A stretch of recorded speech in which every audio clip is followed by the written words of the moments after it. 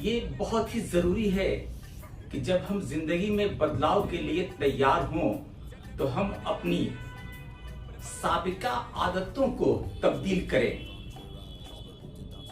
साबिका आदतें हमें तसाहिली की तरफ लिए चली जाती हैं और हम तरक्की की तरफ गामजन होने की बजाय मुसलसल पस्ती की जानिब गिरते चले जाते हैं।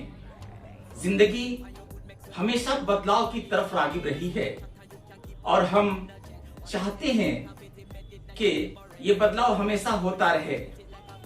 अगर हम बदलाव की तरफ रागिब नहीं रहेंगे तो जिंदगी एक समान स्थिरता की तरह चलती रहेगी जिसमें उतार चढ़ाव की कोई गुंजाइश नहीं होगी। दोस्तों, जिंदगी को आगे बढ़ाने के लिए हमें अपनी आदतों को बदलना बेहद जरूरी है। To change our habits is very necessary for all of us.